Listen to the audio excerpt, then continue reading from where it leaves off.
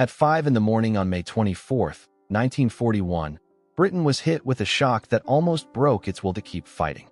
In the icy Denmark Strait, a heavy shell fired by a German battleship tore through the deck of HMS Hood. Hood was not just another warship. It was the face of the Royal Navy, the floating proof of British dominance at sea. In less than 3 minutes, that symbol vanished. The shell detonated in the ammunition magazine. The battlecruiser did not simply roll over and sink. It disintegrated in a single catastrophic blast. A column of smoke climbed upward until it blended with the low clouds. Out of 1,418 men, only 3 were pulled from the water alive. The ship responsible was Bismarck, the name that haunted every Allied sailor in the Atlantic. The German battleship displaced 50,000 tons of reinforced steel. It carried 8 15-inch guns capable of hurling shells the size of small cars far beyond the horizon. It could outrun most British capital ships and outfight anything it encountered. Now, after brushing Hood aside as if it were nothing, it was free in the open Atlantic. London went into crisis mode. The Admiralty understood the stakes. If Bismarck slipped into the wider ocean, it would tear through the supply convoys that kept Britain fed and armed. The island could be strangled into surrender. The order went out without hesitation: sink Bismarck. Every available British warship altered course toward the last reported position of the German giant. The North Sea was practically emptied. Convoys were stripped of escorts. It was a desperate gamble that left little in reserve. But Bismarck was not waiting for another duel. It was withdrawing. During the clash, it had taken damage and was losing fuel. Admiral Gunther Lütjens set a course for occupied France, aiming for ports protected by the Luftwaffe. If he could reach the cover of German land-based bombers, the British would not dare approach. Repairs could be made. Ammunition could be replenished. Then Bismarck could return to finish what it started. British captains studied their charts and did the calculations. The numbers were grim. Bismarck was faster. The distance was growing. King George V and Rodney pushed their engines hard enough to risk breakdown, yet they still could not close the gap. The German battleship was on the verge of escape. The only realistic chance to slow it was from the air. A torpedo strike might cripple its steering or damage its propellers. That was the one weak point they could exploit. The only carrier within striking range was HMS Ark Royal. She was forcing her way north through a violent gale, her flight deck rising and plunging with the massive Atlantic swells. When the air crews looked at the aircraft lined up on deck, they did not see cutting-edge technology. They saw something that looked outdated. The Fleet Air Arm's main strike aircraft in 1941 was the Fairey Swordfish. It looked as if it had come from another era. A biplane, with 2 wings stacked one above the other, covered in fabric stretched over a light frame instead of solid metal skin. The fuselage seemed so fragile that a careless jab with a tool might punch straight through it. The cockpit was open, leaving pilot and observer exposed to rain, spray, and freezing wind. The landing gear was fixed in place, hanging permanently below the body and creating constant drag. The crews nicknamed it the Stringbag, after the netted shopping bags used by British housewives. Like those bags, it could carry almost anything, yet it appeared shapeless and loosely held together. It was slow, extremely slow. Even diving with a favorable wind, it struggled to exceed 140 miles per hour. With an 18-inch torpedo slung beneath its belly, it barely managed 90. In a war dominated by sleek, all-metal fighters such as the Spitfire and the Messerschmitt, the Swordfish seemed like a relic. German pilots openly mocked it, calling it a canvas kite. They were astonished that Britain still relied on such machines. It looked more suited to the First World War, circling above muddy trenches, not pursuing the most modern battleship afloat in 1941. Yet the Stringbag was the only option left. On the night of May 26th, the Atlantic weather shifted from brutal to nearly impossible. A full gale blew from the northwest. Wind tore across Ark Royal's deck at 50 miles per hour. The waves reached 40 feet. The carrier pitched so violently that the stern rose and dropped 56 feet, roughly the height of a 5-story building. On deck, ground crews fought simply to remain upright. They slid across the slick steel, clutching tied-down chains to avoid being swept overboard. Amid that chaos, Swordfish pilots climbed into their open cockpits. They wore heavy sheepskin-lined flying suits because there was no heating system and no enclosed canopy to shield them. They were preparing to fly open aircraft straight into a storm. One of those pilots was John Moffett. He glanced at the wooden propeller mounted at the nose of his biplane. Then he looked at the 18-inch torpedo secured beneath the fuselage. It felt almost absurd, like a child's weapon hanging under a fragile toy. He understood what awaited him. Bismarck bristled with anti-aircraft guns. It was equipped with advanced fire control systems. Its armor was thick enough to withstand heavy naval shells. And he would be attacking in an aircraft built from wood and Irish linen. The mission bordered on madness. To release a torpedo, a swordfish had to approach low and level. It had to close to within about 1,000 yards of the target. That meant flying directly toward the enemy for 2 or 3 long minutes under concentrated fire. At 90 miles per hour, that stretch of time felt endless. A German gunner could light and finish a cigarette while a swordfish crept across that distance. Many experts insisted it was impossible. They argued that Bismarck's defensive guns would tear the fabric aircraft apart before any torpedo ever touched the water. Senior officers argued that the gale alone made launch impossible. The wind was so violent that a biplane should never have left the deck. But the directive did not change. Bismarck was roughly 50 miles away and moving closer to safety with every passing minute. If the strike did not go now, there might not be another chance. The chocks were kicked clear of the wheels. Ark Royal swung her bow into the wind. The carrier plunged into a wall of water. Green seas burst across the flight deck, drenching everything. As the bow climbed again, shedding tons of water, the first swordfish opened its throttle. The Pegasus engine sputtered, then settled into a hard, steady roar. The aircraft did not surge forward like a sleek fighter. It crawled ahead, awkward and fragile, like an insect fighting a storm. The headwind was so strong that the biplane barely needed a run. It seemed to rise almost in place, hovering before drifting off the deck. One after another, 15 stringbags clawed their way into the black, rain-filled sky. They gathered in loose formation inside the cloud cover. The temperature dropped sharply. Rain hammered against their goggles. The air was chaotic. The lightweight machines were hurled around as if they weighed nothing. Pilots gripped their control columns with both hands, straining to keep the wings level. Navigation was almost blind. They depended on guidance from Ark Royal's radar to point them toward the target. Far below, Bismarck pressed on. The German crew was exhausted but certain they had the upper hand. They had destroyed Hood. They had shaken off pursuit. France was within reach. When German radar operators detected approaching aircraft, the alert went out. Gunnery officers prepared the anti-aircraft batteries. They assumed the threat would be fast bombers or modern strike planes. Fire control systems were adjusted for the speed and angles of contemporary aircraft. No one imagined they were about to face machines so slow they barely fit the calculations. The very systems Bismarck trusted, its radar, its predictive computers, its expectation of speed, were about to confront something that did not behave according to those assumptions.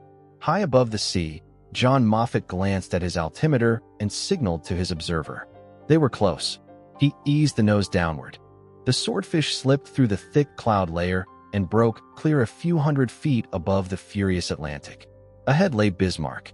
It dominated the horizon, a vast gray mass cutting through the waves like a moving cliff. Suddenly the ship erupted in flashes. Anti-aircraft guns opened up across its decks. Black bursts of flak blossomed around the swordfish. Streams of tracer fire streaked upward. The sky became a lattice of explosions and red lines. Moffett tightened his hold. He was not in a high-performance fighter.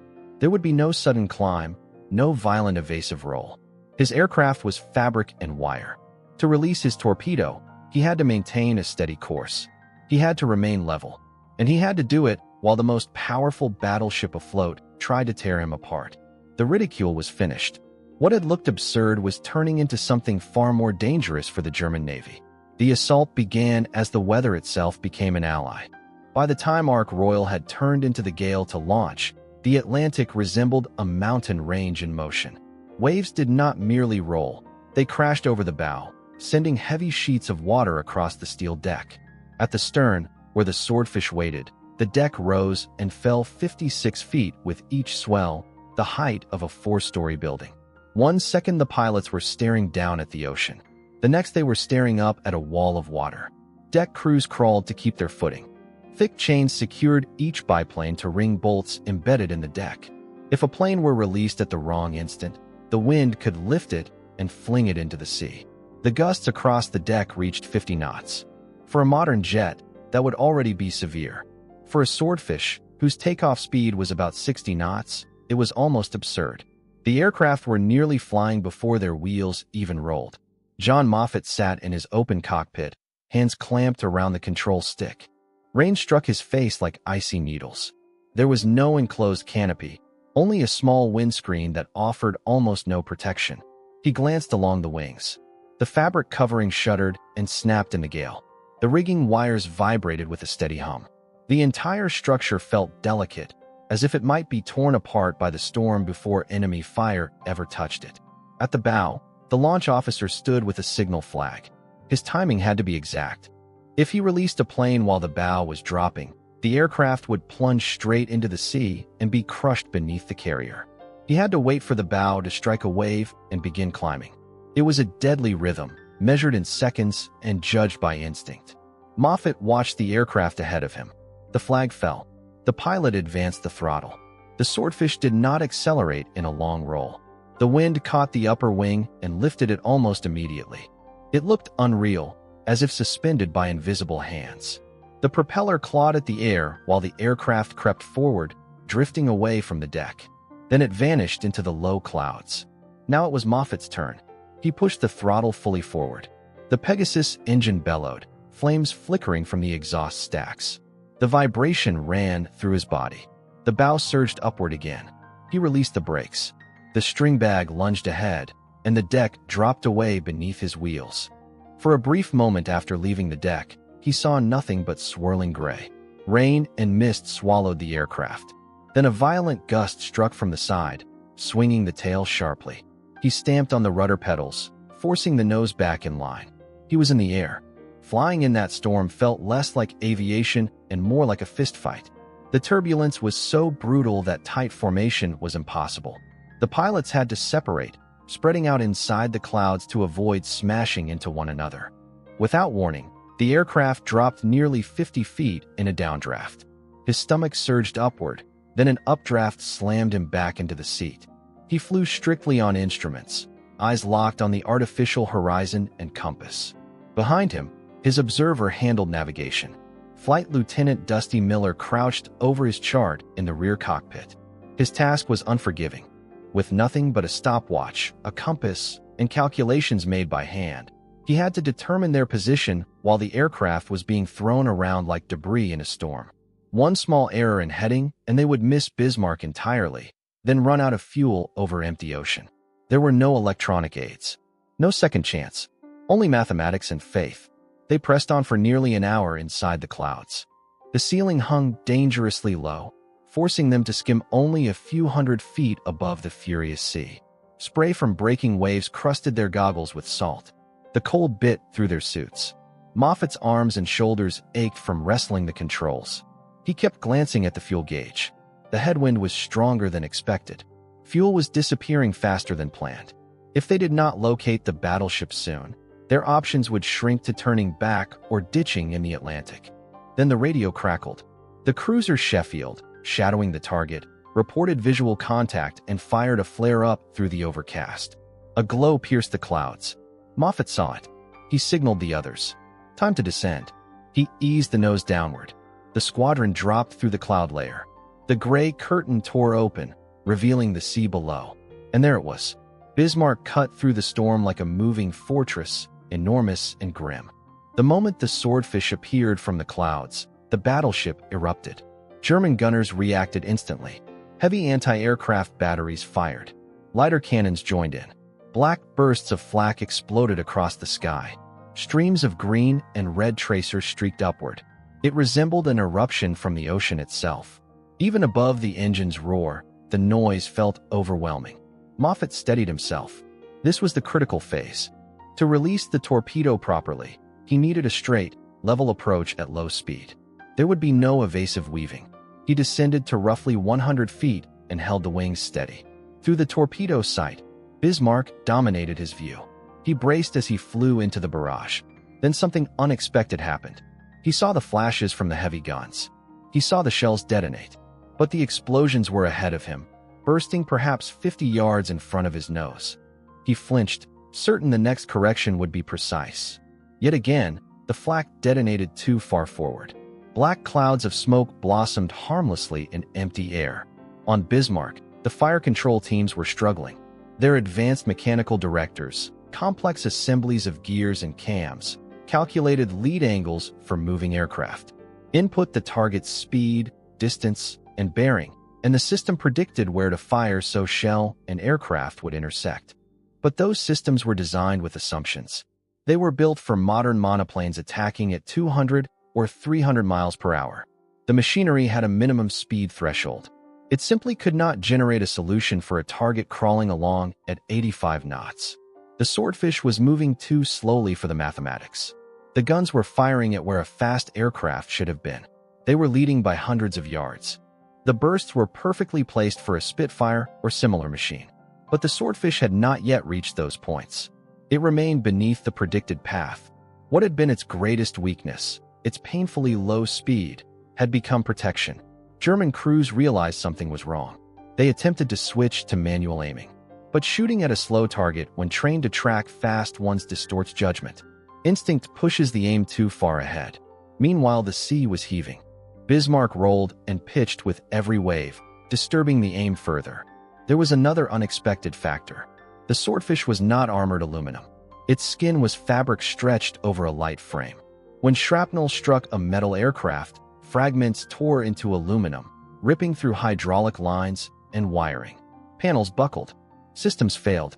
But when fragments hit the Swordfish, they often punched clean holes through the canvas. The fabric did not splinter like metal. It simply tore. Unless a projectile struck the engine or the pilot directly, the aircraft could continue flying. Bullets passed through empty space without catastrophic effect. The fragile biplane absorbed damage that would have destroyed a modern fighter, largely because there was so little solid material to shatter. Moffett flew straight through the storm of fire, watching tracer rounds streak past his wings. Shockwaves from the heavy shells thudded against the fabric skin of his aircraft. He felt each blast through the frame, but he was still flying, and he was closing the distance. 1,000 yards. 800. Details sharpened. He could make out individual rivets along Bismarck's hull. He saw the enormous gun turrets grinding around to follow him. White foam churned violently at the stern. He was guiding a relic toward a fortress, and somehow the fortress was failing to stop him. The gale hammered at his wings, threatening to roll the aircraft inverted. He forced the control stick steady. He had to get nearer. A torpedo had strict release conditions. Drop it too high or too far, and it would dive too deep or shatter on impact. He had to hold altitude. He had to stay straight. The sea raced past only a few feet beneath his wheels. The gray wall of steel ahead filled his vision. It felt as if he were flying directly into the jaws of something enormous. The predictions of disaster had been wrong. The Swordfish were not being wiped out. The German gunners were firing, but they were not connecting. The imbalance in technology had reversed. The outdated machine had become almost invisible. Behind him, his observer shouted range updates through the intercom. They were inside effective distance. Bismarck began to turn, attempting to comb the torpedo tracks and narrow her profile. But the ship's size limited how quickly it could pivot. Moffett adjusted his aim, allowing for the vessel's forward motion. He aimed toward the bow, compensating for speed and angle. He inhaled the freezing air, thick with cordite. Then he pulled the release. The aircraft jerked upward as the weight of the 18-inch torpedo dropped away. The weapon struck the Atlantic with a splash, plunged briefly, then leveled. Its propeller engaged, and it began its run. Moffett did not linger.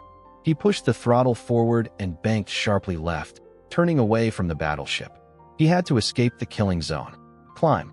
Reach the clouds. Survive the withdrawal. Behind him, the torpedo cut a white line through the dark water. It was a simple weapon. No guidance system. No homing mechanism. Just compressed air driving it forward in a straight path. It carried a 400-pound charge of TNT. Against an unprotected merchant vessel, it could rip open a hole the size of a bus. Against Bismarck's armored belt, 12 inches of hardened Krupp steel, it would do little more than scar the surface. But war rarely follows neat expectations. Bismarck was executing a hard turn to port to evade other attacks. The massive hull heeled over. The torpedo's path no longer aligned with the central armor belt. It tracked farther aft, toward the stern, toward the section that could not be heavily armored because of the delicate steering machinery housed within. Moffett glanced back as his aircraft struggled upward through the wind. He saw the white wake of the torpedo. He saw the towering shape of the ship. Then he saw the water erupt. A towering column surged upward near the rear of the battleship. The torpedo that had looked insignificant moments earlier had found its mark. The detonation was muffled by the sea, a deep, heavy impact that shuddered through the vessel. Water rose higher than the aft turrets. Inside the hull, lights flickered and went out. Alarm bells began wailing. In the steering gear compartment at the stern, destruction was immediate. The blast did not merely breach plating. It crushed the complex network of hydraulic rams and gears that controlled the rudders. The compartment was a confined steel chamber packed with heavy mechanical components. The explosion twisted metal as if it were soft. The port rudder was forced sharply to the left and jammed there at roughly 12 degrees. The massive blade was wedged into place, immovable. It was not simply damaged. It was locked. On the bridge, the captain felt the impact. He ordered a correction in course. The helmsman turned the wheel. Nothing changed. The compass needle continued drifting left. The ship began carving a broad arc across the ocean. The captain commanded a hard starboard correction. The wheel spun in the opposite direction. Still no response. Bismarck, once the hunter, was no longer in control of her movement. For several moments, the officers remained composed. They assumed a temporary malfunction. They attempted an emergency measure.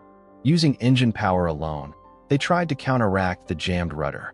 If the rudder was stuck to port, increasing thrust on the port side and reducing it on starboard could, in theory, push the stern back the opposite way. Like paddling harder on one side of a canoe. Port turbines were driven harder. Propellers churned furiously. The hull trembled. The bow wavered slightly. Then the wind intervened. A 50-mile-per-hour gale blew from the northwest. Bismarck's towering superstructure caught it like a sail. Combined with the fixed rudder dragging through the water like a plow, the engines could not overcome the forces at work. No adjustment of throttle made a difference. The ship continued to swing into the wind, turning northwest, directly toward the pursuing enemy. On the bridge, the realization settled in with chilling clarity. They were no longer steaming toward France. They were swinging back toward the British. Back toward the trap. Captain Lindemann ordered divers into the flooded steering compartment to free the jammed rudder. It was close to a death sentence. The space was filled with icy seawater mixed with oil, sloshing violently as the hull pitched in heavy seas. The access hatch lay below the waterline. The stern was rising and falling nearly 30 feet with every swell. There was no stable footing, no visibility, no workable conditions. The chief engineer proposed a desperate alternative: destroy the rudder with explosives. With no rudder at all, they might regain partial control using differential engine power. Lindemann refused. If the blast damaged the propellers or shafts, they would lose even that limited maneuverability. They were caught. The fragile biplane they had mocked, the machine that looked like it belonged in another war, had inflicted the one wound that mattered. It had not sunk Bismarck. It had crippled her. Night fell over the Atlantic. For the German crew, it was a night of dread. They understood what was coming. British battleships King George V and Rodney were closing the distance. They were intact. They were determined. And they carried 16-inch guns. Admiral Lütjens transmitted a message to Berlin. It was not a tactical update. It read like a farewell. Ship unable to maneuver. We will fight to the last shell. Long live the Führer. The British did not allow them rest. Throughout the darkness, British destroyers circled the disabled battleship. Small and fast, they darted around the giant like predators around wounded prey. They fired flares to illuminate her silhouette. They launched torpedoes. They kept the German gunners on edge. Bismarck answered with her heavy guns, muzzle flashes tearing through the darkness. But in the storm and shifting seas, she could not hit the nimble attackers. The German sailors were exhausted, waiting for dawn and what it would bring. At 8:47 in the morning, it came. On the horizon appeared the shapes of British battleships. At the forefront was HMS Rodney. Rodney was not elegant, but she was formidable. 9 16-inch guns were mounted forward, designed to close range and smash an opponent with overwhelming force. Behind her came King George V, flagship of the fleet. Bismarck stood alone. She listed slightly to port, wallowing through the swell at roughly 7 knots. She could not steer. She could not flee, but her guns were still alive. She fired first. Turrets rotated. The guns erupted. Flame and smoke burst into the morning air. The opening salvo landed close to Rodney, columns of water rising near her hull. German aim remained disciplined, but the British ships retained freedom of movement. They could alter course, vary speed, control engagement distance. Bismarck could only endure. Rodney answered. Her 16-inch shells weighed 2,000 pounds each. They roared across the water. The first salvos bracketed the target as range was refined. At 8:59, a shell struck decisively. It did not hit the armored belt. It smashed into Bismarck's forward superstructure, destroying the fire control director, the nerve center that coordinated the main guns. In seconds, the battleship was effectively blinded. The officers directing fire were killed. The centralized control systems were wrecked. From that moment, Bismarck was no longer conducting organized fire. Her turrets continued to shoot, but without coordinated targeting. Each operated independently, without unified direction. The British ships pressed closer. Sensing weakness, they reduced the range to under 3 miles.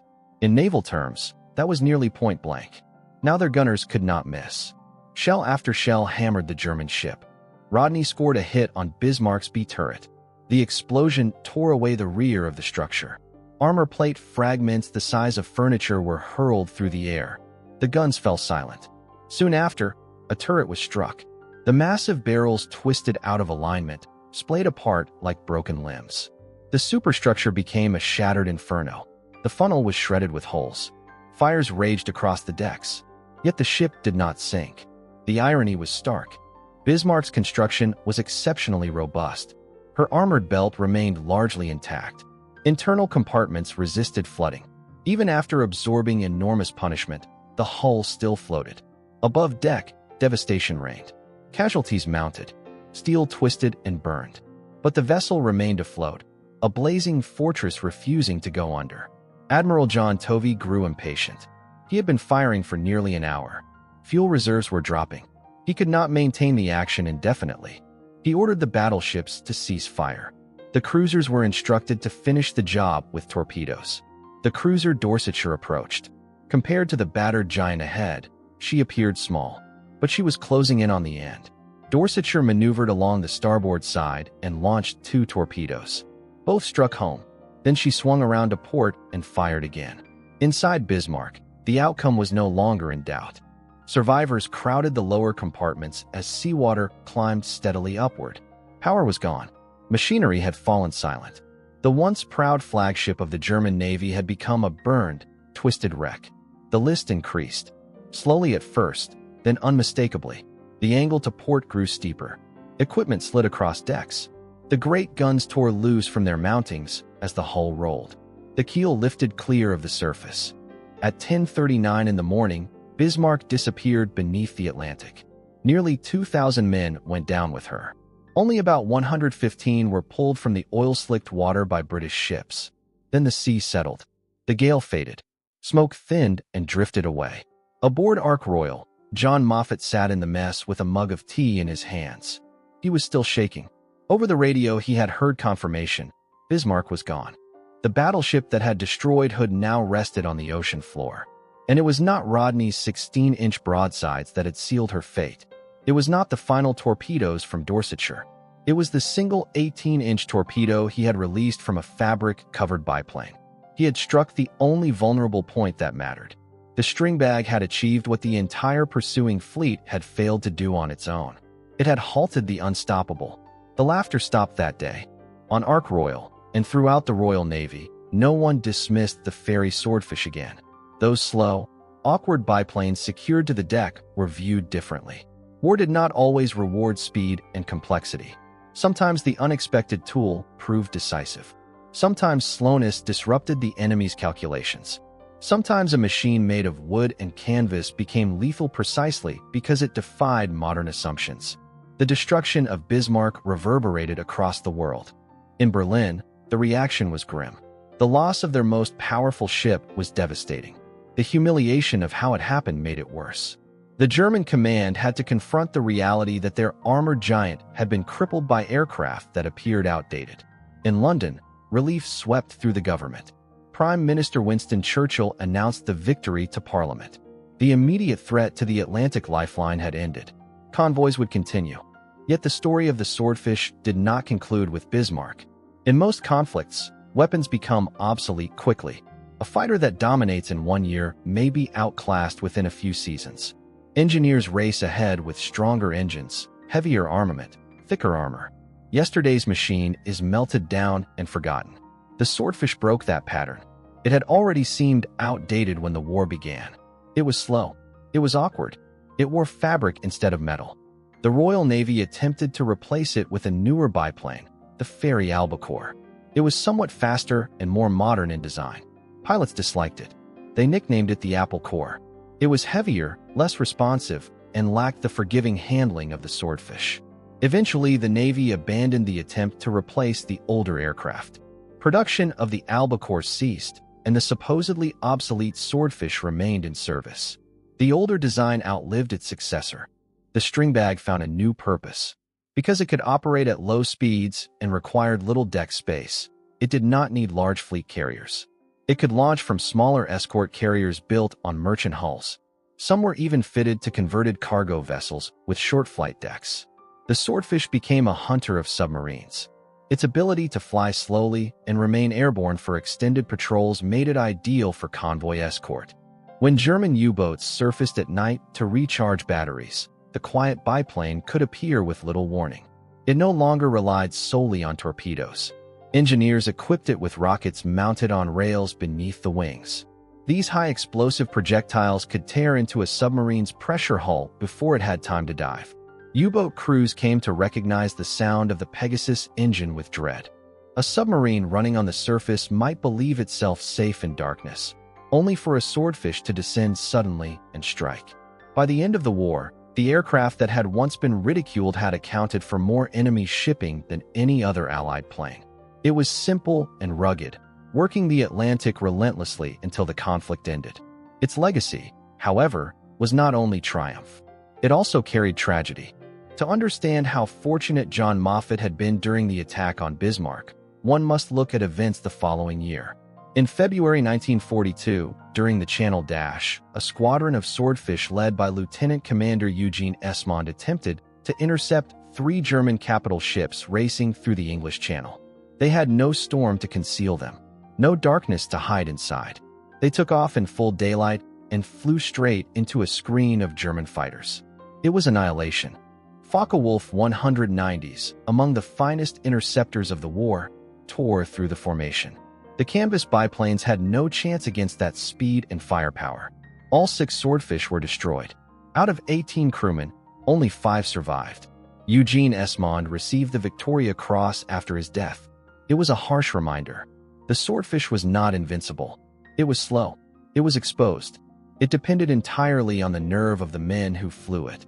The fact that Moffat's squadron had returned from the Bismarck attack without losing a single aircraft bordered on the improbable. That night had been a rare intersection of weather, mathematics, and luck. For once, moving slowly had been the only safe way forward. John Moffat survived the war. He left naval service and returned to Scotland, where he raised chickens and lived quietly. He did not build his identity around that single mission. He did not boast about crippling Bismarck. For years there was debate over which pilot had dropped the torpedo that jammed the rudder. Several aircraft had attacked in the confusion of storm and darkness. Sorting out who struck where was difficult. Over time, records were reviewed repeatedly. Attack angles were reconstructed. Timings were compared. Witness accounts were examined. The conclusion became clear. It was Moffat. He had flown directly at the battleship and delivered the disabling blow. He never described himself as heroic. Later in life, when interviewed, he spoke more about sorrow than triumph. He remembered flying over the location where Bismarck had gone down. He remembered seeing hundreds of German sailors struggling in oil-covered water. The seas were too rough for rescue aircraft to land. He understood that many of those men would not survive. He carried that knowledge. He had fulfilled his duty. He had helped protect his country. But he never ignored the cost of sending a 50,000-ton warship to the bottom. He lived to 97. He wrote a memoir titled I Sank the Bismarck. He continued flying aircraft into his 60s. At air shows, he watched modern jets tear through the sky at supersonic speeds. He saw vertical takeoff Harriers and stealth aircraft that seemed to belong to another century. Yet when a restored Swordfish lifted off and droned past at 80 knots, wires humming in the wind, he would smile. He understood something the younger generation did not. Speed is not everything. Technology is a tool, nothing more. And sometimes the simplest tool works best. Bismarck had been an engineering triumph.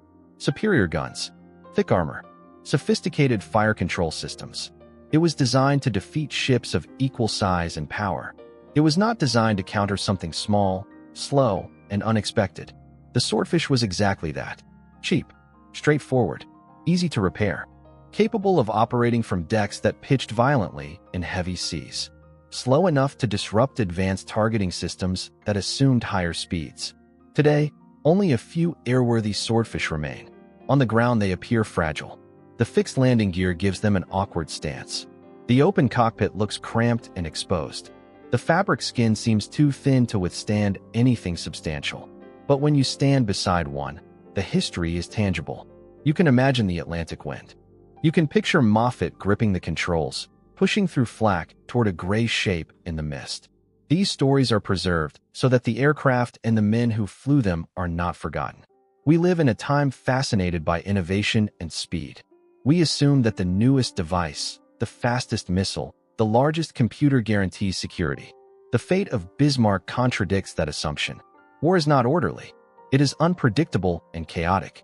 A heavily armored battleship can be stopped by a canvas aircraft costing a fraction of its value. In the end, machines matter less than the people who operate them. Bismarck rests 3 miles beneath the Atlantic surface, a corroding mass of steel under immense pressure. The Swordfish, however, still flies. At air shows across Britain, the old biplane rises once more into the sky. It stands as a symbol of the underestimated. It is proof that size and sophistication do not guarantee victory, and that sometimes the smallest, simplest weapon in the hands of a determined pilot can change the course of history.